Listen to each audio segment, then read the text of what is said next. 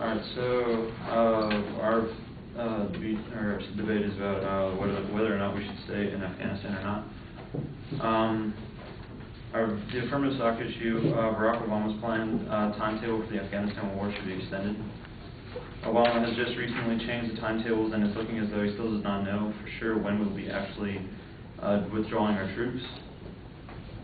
Also, just recently seen there's been a bunch of documents released from WikiLeaks, which was actually given from an unknown source. It's about 90,000 pages, and the Afghanistan War Diary, released by WikiLeaks, has exposed, as never before, a culture of lies, deceit, violence, manipulation of information in the current United States-led war in that country. The volume, more than 90,000 secret records of actions taken by the American military from January of 2004 to December of 2009, and the depth of the culture they depict are staggering. Deepak Tripathi is the one that said that.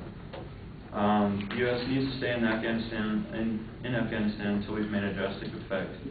The New York Times had said that after the WikiLeaks had been posted, an unvarnished ground-level picture of the war in Afghanistan that is, in many respects, more grim than officials portray.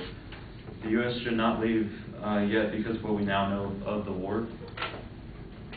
The U.S. government has lied to the public since 2004 up until 2009, and we still need to help Afghanistan any way we can and get them back on their feet and to stabilize their government.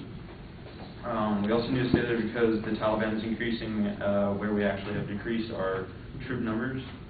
The Taliban's strength, BBC News has said that the Taliban's strength lies in the Afghan population's perception that coalition forces will soon leave, giving credence to the belief that a Taliban victory is inevitable. When we leave Afghanistan, we should be able to see a difference within the Taliban's numbers, and we shouldn't leave in the hopes that the Taliban forces don't grow stronger. My inherency claim, Barack Obama's current policy on war in Afghanistan could potentially be harmful. Once again, the numbers of the Taliban grow where we actually decrease our troops.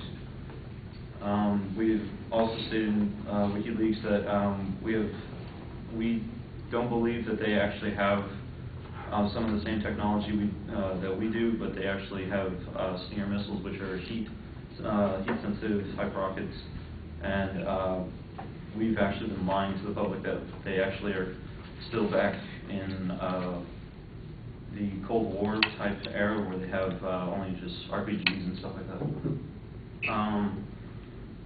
The Defense Department Press Secretary Jeff Morrill called the President's 2014 target an aspirational goal, meaning more or less that the President doesn't know when the troops are coming home.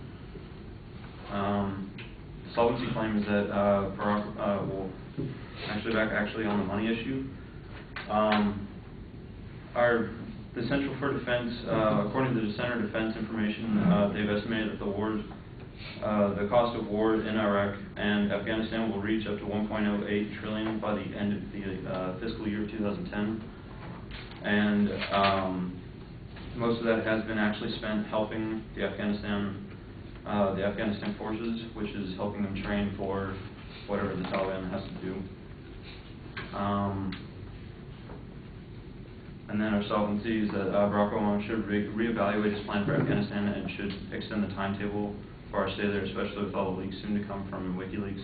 Obama will actually have to change the plan because of what we